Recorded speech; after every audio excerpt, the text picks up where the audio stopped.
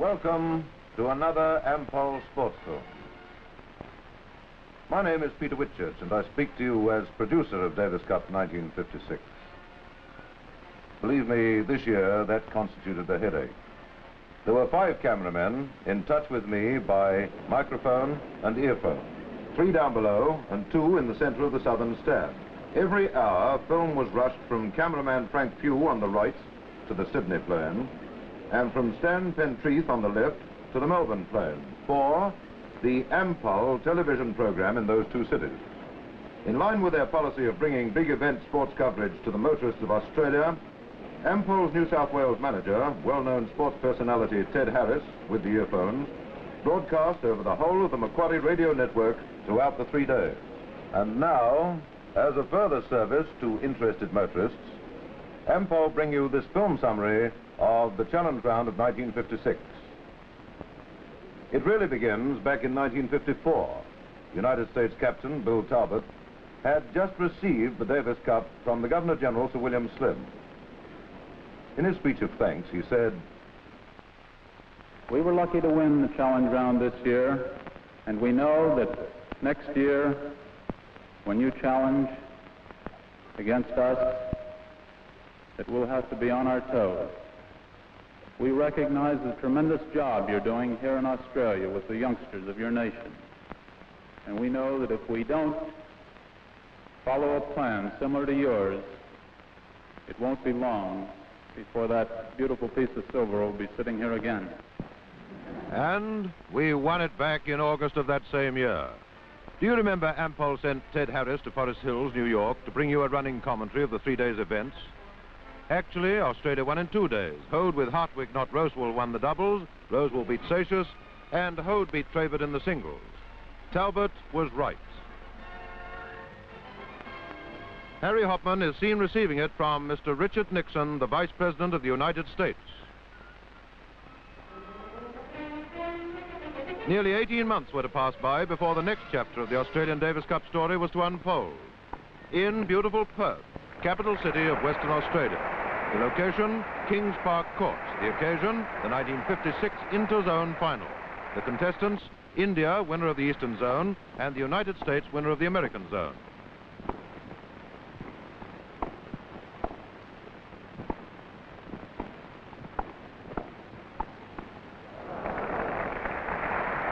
There was considerable speculation that Krishnan and Kumar of India might cause a major upset by defeating America for the right to challenge Australia. In actual fact, America won in 2 days, and the final result was 4-1. Traver had turned professional, and Herb Flam had taken his singles berth. Sam Giamalva became Seychelles' doubles partner. So, for the 35th time, the United States plays in the Challenge Round. This time, as in 1952, at Riverside Courts, Memorial Drive, Adelaide. Our film unit, hot foot from the Olympic Games, arrived on Christmas Eve. We found the arrangements excellent, thanks to the energies of Secretary-Manager Angus and Assistant Mitchell. Also, thanks to their groundsman, the court was thought to be perfect. Here, lawn tennis officials inspect prior to play. These are the men whose foresight and business ability are responsible for Australia's supremacy in world tennis. These are the men who formed a plan when Kramer gave us that drubbing in 1946. The plan that paid off to the tune of thousands of pounds, and the ascendancy of tennis to the point where it's almost Australia's national sport. On the afternoon of Christmas Day, president of that association, Mr. Donald Ferguson, in the clubhouse of the South Australian Tennis Club, invites the American charge d'affaires from Canberra, Mr. Avery Peterson, to draw an American name from the cup. Thus, the order of play is determined. Mr. Lew Hoad, Australia, the Prime Minister, H. Flam of USA in the first singles match of the tie. Boxing Day 1956, and the sun shines on the River Torrens, on the car-packed parklands, and the fast-filling stands. The flags of 33 nations flutter in a light southwesterly breeze. Prominent guests include the Governor of Victoria, Sir Dallas Brooks, and the Prime Minister, Mr. Menzies, with Sir Norman Brooks on the right and leading Victorian tennis official Norman Strange. 18,000 people pour into totally reserved seats. With dispatch riders standing by, Ampol cameramen are ready as 1:15 approaches. On a given signal, as the Governor of South Australia, Air Vice Marshal Sir Robert George, arrives, the anthems of both countries are played and the curtain goes up on the 45th challenge round.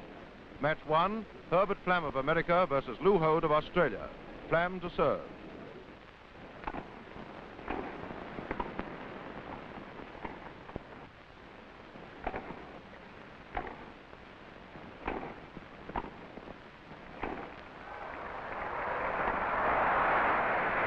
A good point. This is Flam's first challenge round. Nervous but keen, he keeps on the move all the time. Note how he's often caught by not getting right into the net.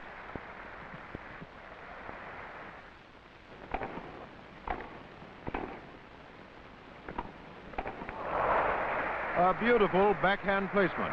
Hoad's form had not been too good in the last few matches, and American hopes were pinned on this new player being able to upset him.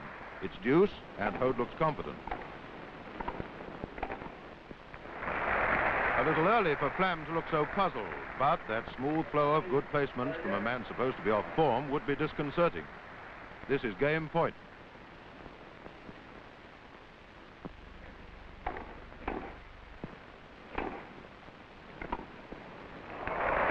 Not a pleasant situation for the American to lose his opening service. If Lew Hoad's in a killer mood, this could be a massacre. Known as a big game player, Hoad has only lost one match in 6 Davis Cup appearances.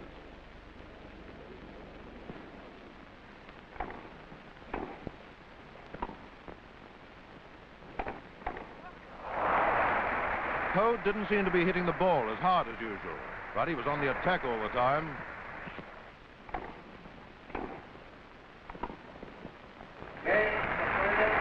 Those first 2 games gave a fair indication of the final result.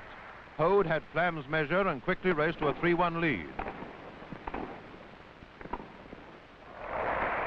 Flam seemed content to try to keep the ball in play. Let's watch 8th game, 5-2, 15 all. And a beautiful serve. That would explain why Flam stands about 3 yards behind the baseline.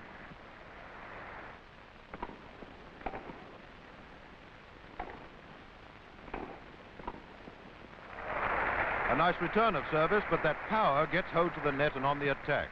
Here's a point that shows Flam at his best. Keen anticipation.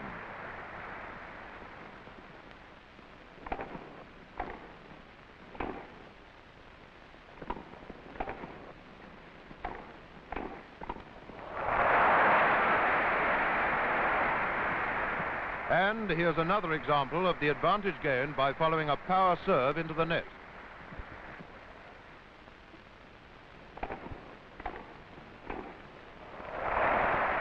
In the second set, Flam had overcome a lot of his nervousness and exchanged opening services comfortably.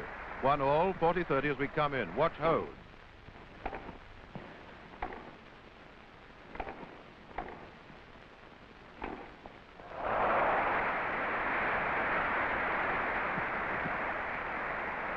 Here's one of the best points of the match. It shows Hoad didn't have it all his own way.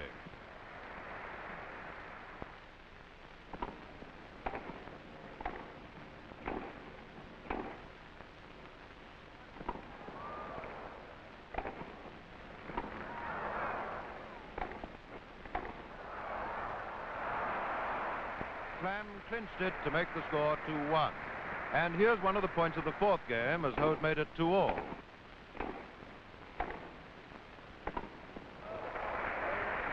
From 2 all to 3 all, and here's the point that really put paid to Flam's effort in the second set.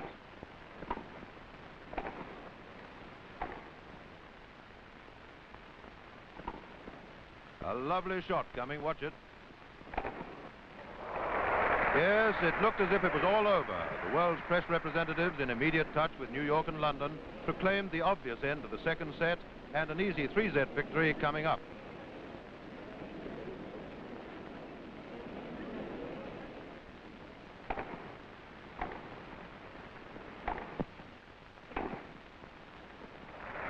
Just to confound those pressmen, Flam turns on his best effort to date and takes Hoad's service in the opening game, 3rd set.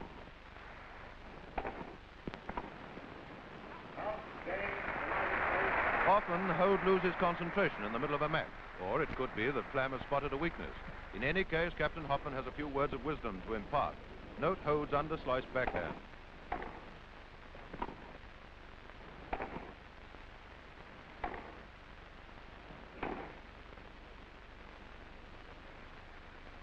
Flam has found touch and is countering Hoad's net attack with good tossing.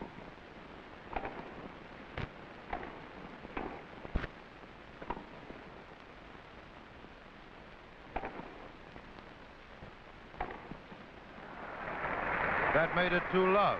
Hoad made it 2-1 safely, and we come in again for the final point of the fourth game with Flam serving.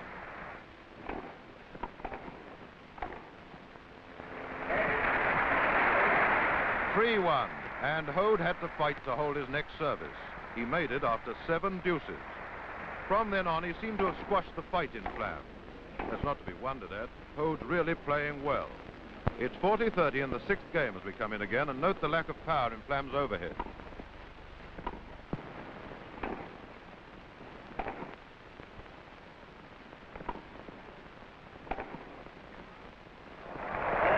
Surely that dejected look acknowledges Hoad's mastery, although the score is only 3-all. Hoad made it 4-3 safely, and we come in on the final point of the 8th game.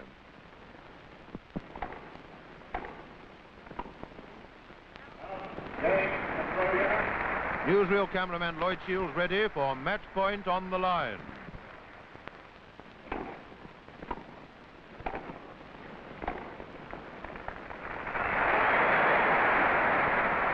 That's it. Game, set, and match. Hoad, always the master, wins 6-2, 6-3, 6-3. Instead of catching Hoad off form, as Captain Talbot had hoped, Herbert Flam found him right on top of his game. Even so, Hoad could not relax, and Flam was by no means disgraced. Captain Talbot said later that the weatherman turned on what Los Angeles often talks about. Certainly, the ladies with bare backs needed extra protection. The second battle was between 2 old opponents, 33-year-old Victor Satius having his 13th battle with Ken Rosewall. The results are 10-2 in favor of Rosewall. He was on top of his form, but Satius is always capable of causing an upset. The chances of America winning largely depend on the result of this battle. Satius to serve from the southern end.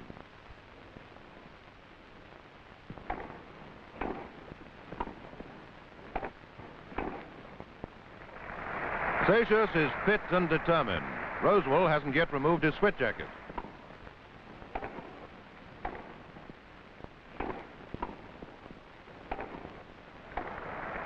I'm going right out on a limb by saying that although I think Rosewall won on his merits, I also believe Satius could have had better luck. See whether you think this next serve was in.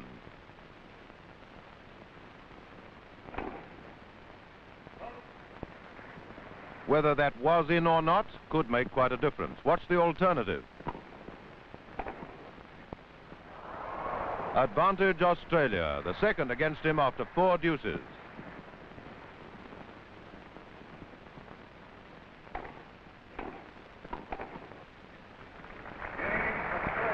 And so Rosewall, without even removing his coat, has taken this first game from Satius. A genuine disappointment. All hope for an even fight.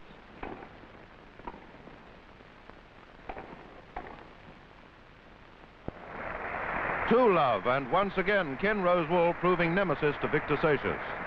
Vic is attacking Rosewall's forehand, but not getting results.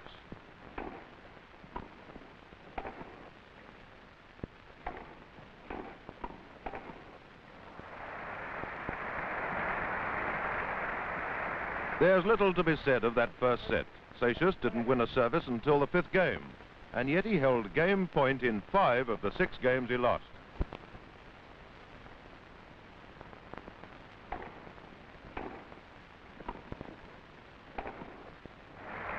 Six won the score, and it took only 22 minutes.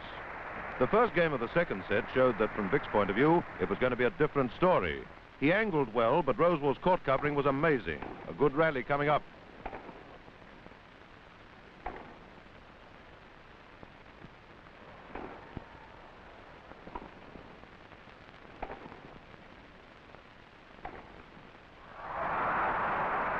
I repeat, not the best of luck for Satius.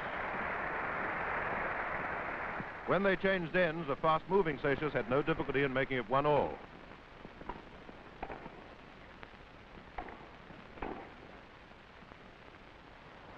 Although each lost a service, there was no real drama until the 10th game. This was the game they're still talking about. It's 40-30 as we come in, and watch Seychelles get Rosewall really running.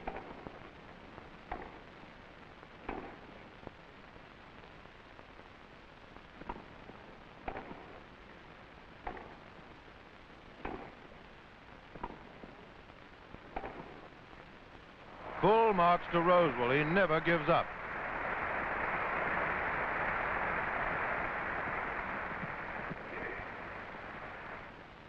Now watch the end of this point closely. See whether you think Seychelles' smash was in.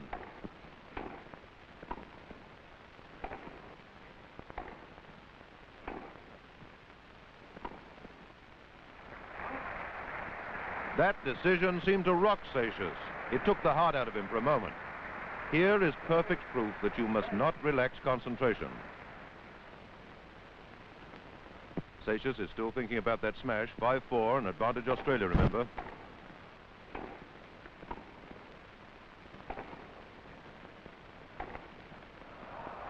Seychelles jumped for that a little late, and there goes the second set, 6-4. A strange set that could just as easily have gone the other way. Australian squad member Mal Anderson making his own film record. 1-1, third set as we come in.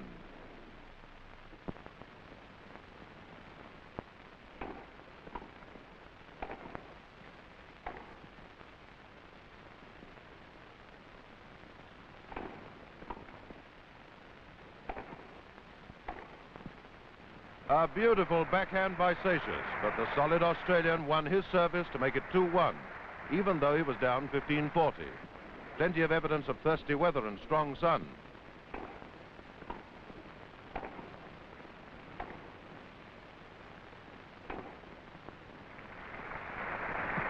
Third game, third set, and Seychelles showing a glimpse of the form that made him Wimbledon champion.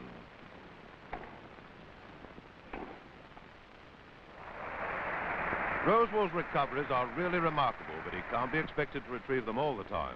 2-2 it is, and Seychelles still on the warpath.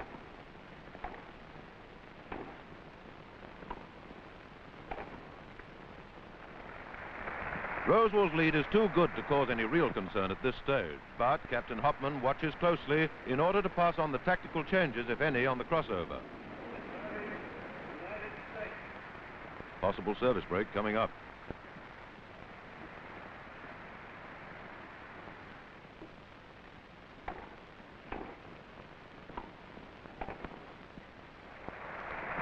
Yes, the crowd applauds a fine effort. Actually, this was the only service break in that third set. It was about midnight in New York, but tennis enthusiasts were advised immediately. They went on to a 6-4 result. Judged on the third, there was the possibility of a 5-set struggle.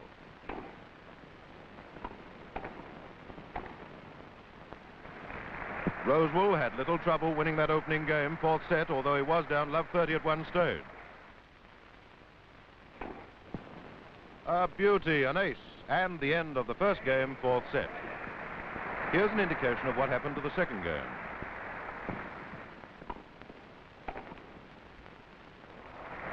Seychelles sparkled a while in the fourth game to make it 3-1, but not long enough to stop the Australians' progress.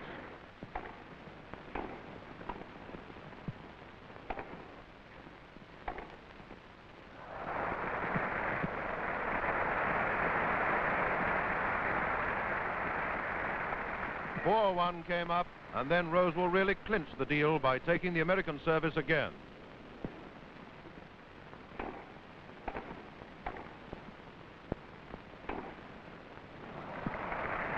"5-1 the score, and match point on the line. A moment of praise for the little champ, Muscles Rosewall. Undoubtedly the finest stroke maker in the game today.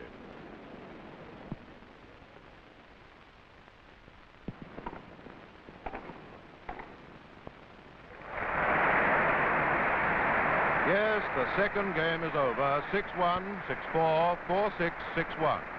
Australia goes to a 2-love lead. Most people had hoped that the first day would finish 1-1, so that the result could not be known until the third day.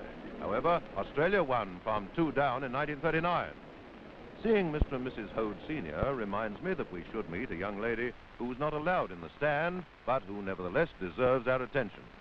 I refer to a possible lady tennis giant of the future, Miss Jane Hoad, seen here with Mother Jenny, wife of Lew Hoad.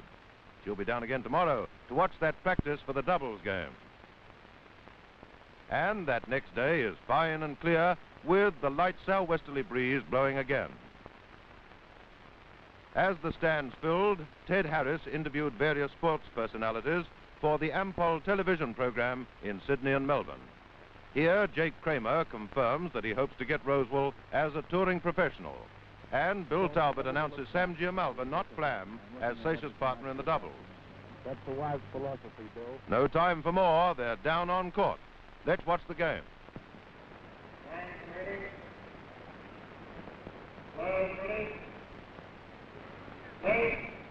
Seychelles serving to Ken Rosewall. A tame beginning, but we couldn't expect anything else, really.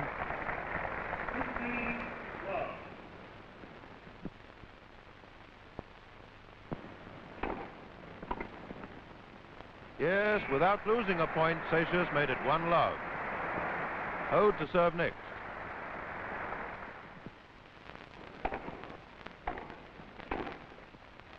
A lovely placement by Hoad. Here's a moment without parallel in the life of a tennis player. The first time he serves on that sacred challenge round turf. Samuel Giamalva.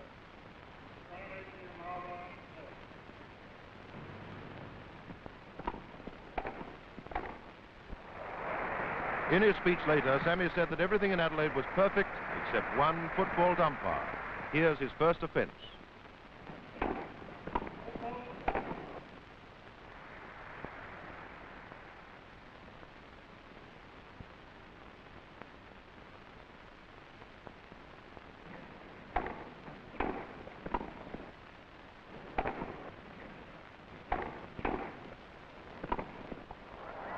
They seem to be ganging up on Hoad.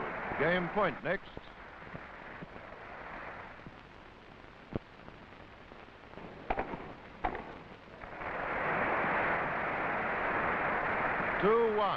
And Prime Minister Menzies wants a better look at the fourth and, as it proved, most important game in this first set. It's probably news to many to realize that in 7 years, Hoad and Rosewall have never won a challenge round doubles before. This is their last chance.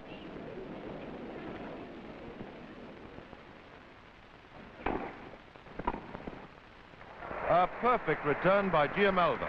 It's 30-40 as we come in again.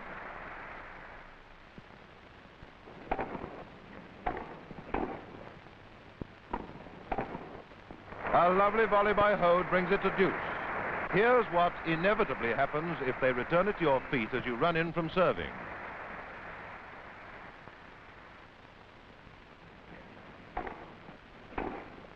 Rosewall had to put it up for Seychelles to smash. Advantage America, and here's one of the best service returns of the rubber.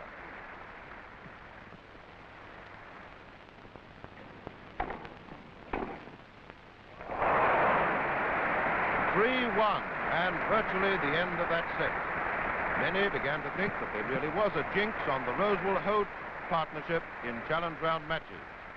Seychelles made it 4-1, and then, to everyone's amazement, Hoad too was in trouble on his serve.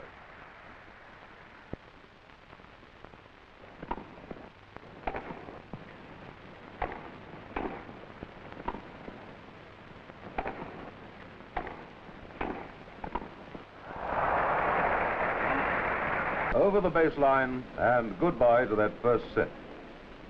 An extraordinary change had come over the game, but it didn't last. You all know that Australia won the next 3 sets, and you will appreciate that we can't very well bring you a full coverage of the 5 matches in a little over half an hour. Instead, as far as the doubles are concerned, we've selected a few indicative points to represent the 2nd, 3rd, and 4th sets. In order to see more, we've speeded it up a bit. Come in, Rosewall.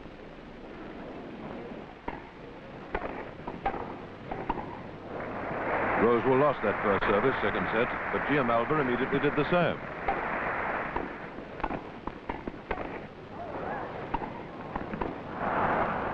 One all. Hoad won his for 2-1. Come in, Seychelles.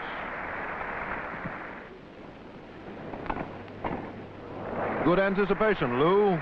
3-1 on the board, Rosewall to serve.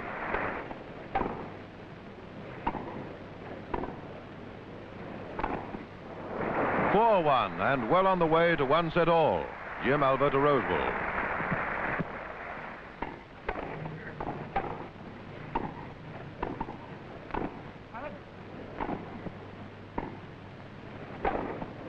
He's certainly not nervous. Jim Alva seems to be enjoying himself.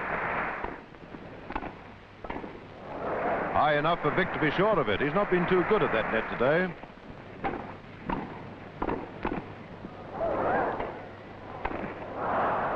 (5-1) is the score, with Hoad left to clinch the set.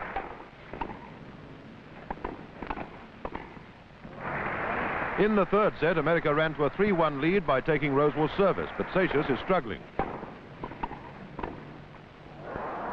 Yes, Sammy makes you smile. 3-2 is the score. All went well to 5-all. Then the Texan was again in trouble. Sammy's certainly giving it everything. Watch this return from Rosewall. The third set is in danger if America loses this serve.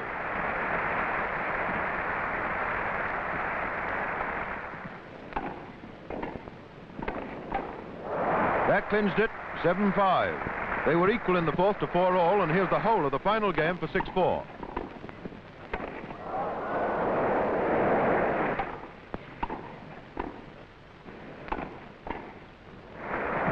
Australia's 13th Davis Cup victory is very close.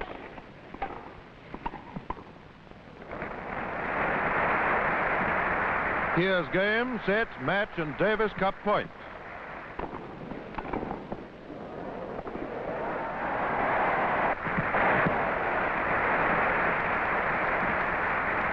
That's it.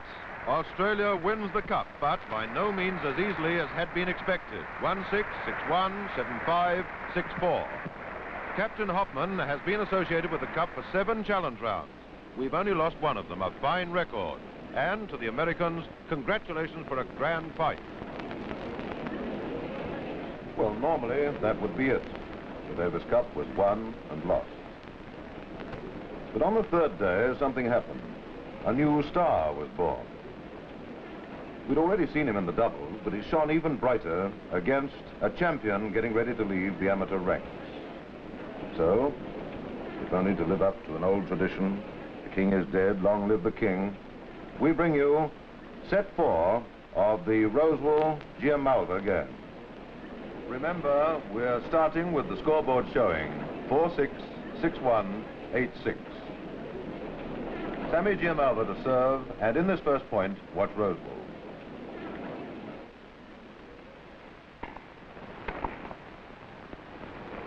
Love 15, and you can't beat that kind of return. Rosewall's concentration is in itself a tribute to Jim Alva.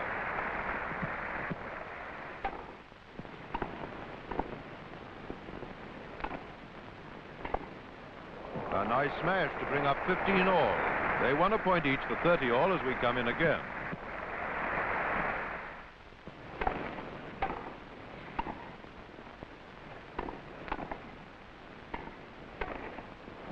(30-40).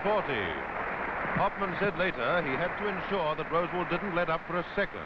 Sammy made it deuce.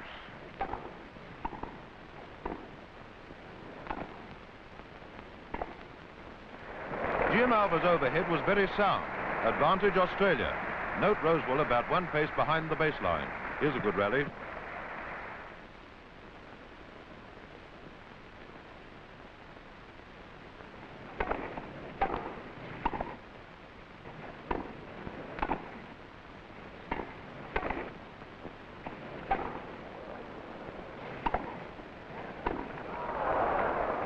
A well-deserved win. 1-love, 4th set. Rosewall made it 1-all, and here is one of the best points of the match.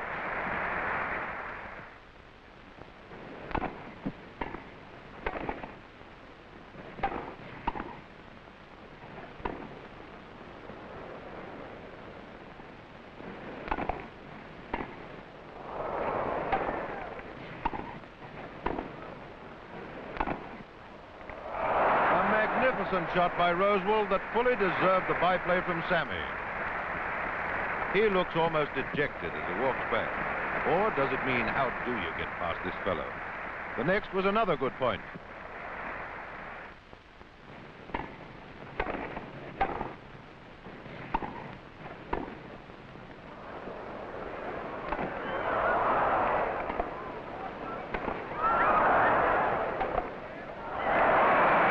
Rosewall never knows when he's beaten. A good effort by both. Game point for 2-1 is the next.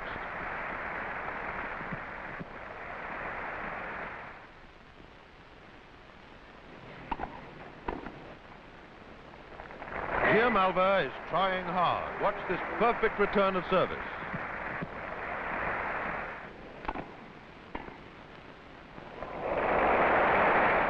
.30-15, and Rosewall must concentrate.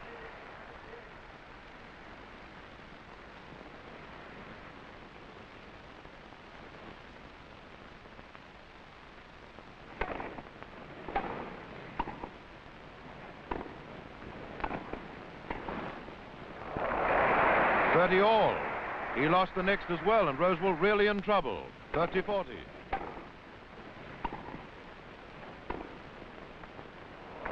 And there goes Rosewall's service for 3-1. A fine performance by Malva.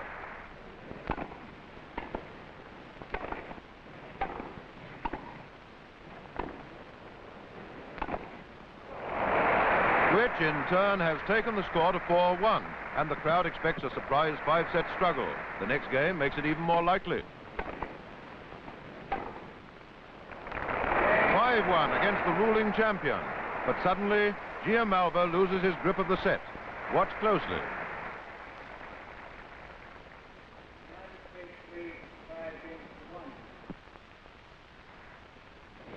It's 15-love.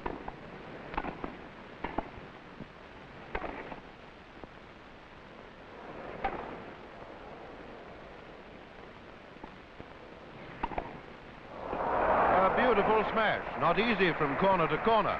Sammy won the next, 30-15.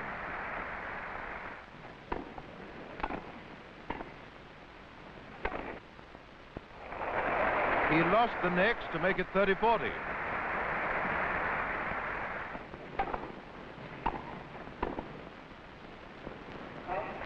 Quite a dramatic change to lose his service to love with the set within grasp. This is where experience really counts. An eagerness to win pitted against a cold, calculating fighter who knows how to win from here. Rosewall took his own service 5-3, 30-15 in the vital game. An involuntary yell of anxiety. Whatever happens, he's playing well and the crowd are with him. Watch this next return from Rosewall.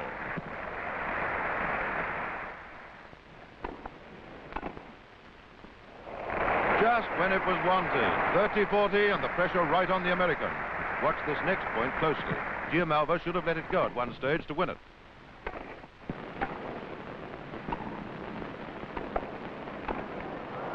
Let it go, Sammy.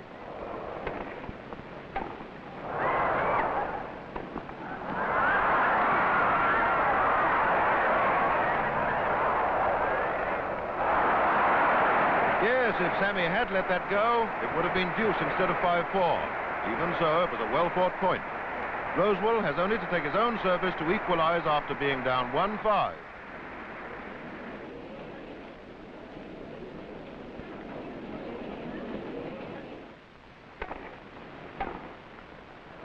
And there it is, 5-all. One begins to feel sorry for Malva and wonder whether that despondent look is one of tiredness or dejection. Watch this next game closely. It speaks for itself.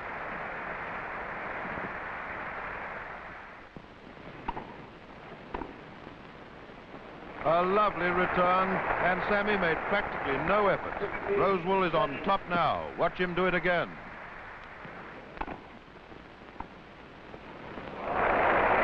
He's a very tired boy. The hand of the master controls the situation. Game point, and again an example of a dispirited player not taking advantage of his opportunities.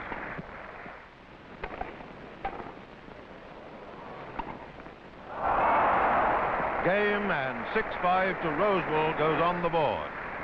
Certainly, Sam Giammalva appeared to have eaten up his physical reserves, but nothing should detract from the match-winning tennis produced by Rosewall when required.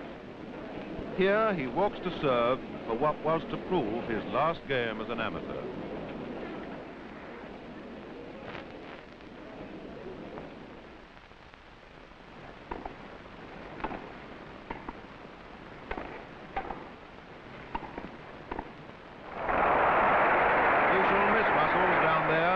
Over the last 5 years, more than 80,000 have watched the tennis twins in challenge round.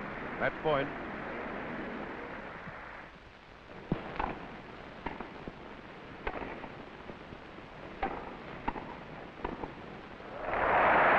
Game, set, and match. 4-6, 6-1, 8-6, 7-5.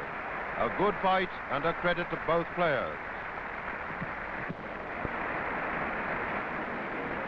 Once more, an opportunity to wish all the best to 22-year-old Muscles in his professional career with Jack Kramer. He's certainly done his part for Australian tennis.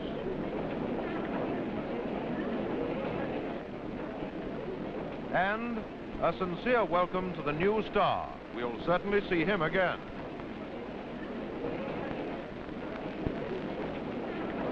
And now the fifth match. Victor Seychelles, 33-year-old mainstay of the United States team, and Lew Hoad, 22-year-old veteran. Hoad's won only 3 of their 8 matches. Today, he's encouraged by wife Jenny and 19-year-old brother Larry. Seychelles serving.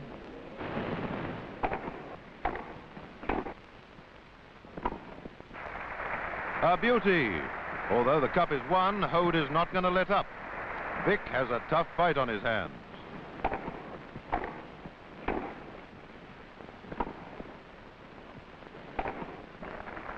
But Seychelles wins his first game safely. And here, Vic matches that sizzling backhand.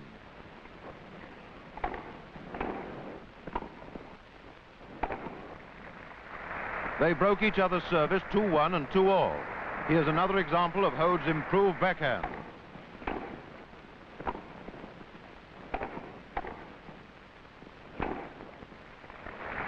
Lew broke through again for 3-2, and, determined, he has no intention of easing up on Seychelles.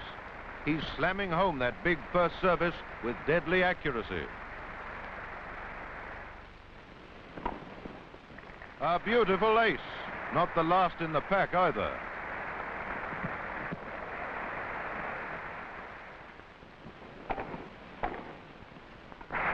That first set went to Australia 6-2. Lew certainly reacting to family encouragement. I don't blame you, Vic.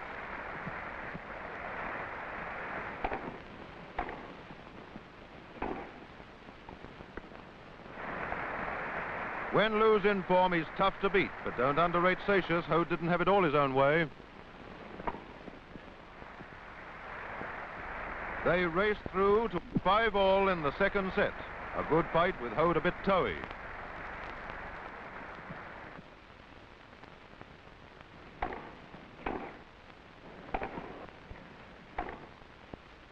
Apparently, that was not according to plan. That look of disgust speaks volumes.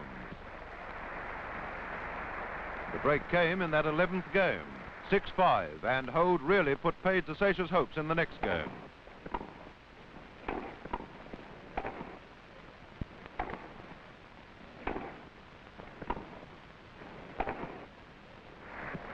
Yes, 6-5, and Lew lets go an exhibition of power serving. 15-love, and Vic's not too happy.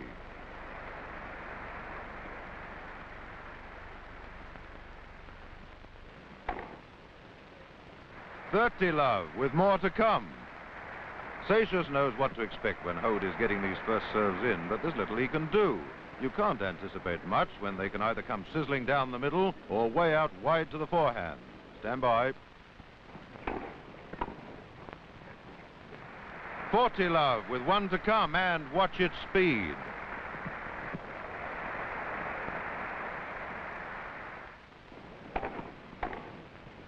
So there it is, 7-5 and the second set to Australia.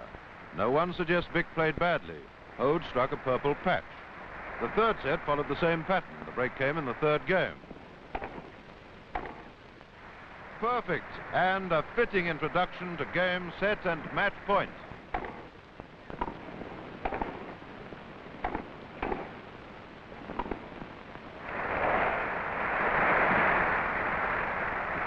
Five-love to Australia, and Hoad beat Seychelles for the fourth time out of 9 battles, and for the third time in a challenge round.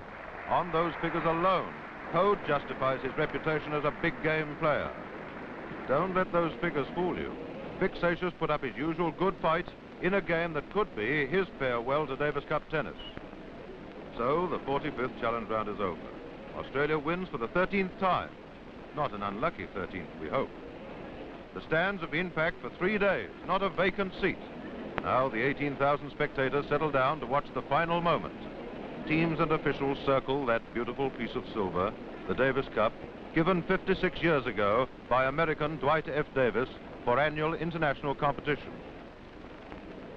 Allowing for the broadcast, President Mr. Donald Ferguson is heard by several millions as he thanks those responsible, and then... Now ask His Excellency, Air Vice Marshal Sir Robert George, present the Davis Cup to Captain Harry Hopman, the captain of the Australian team. Thank you.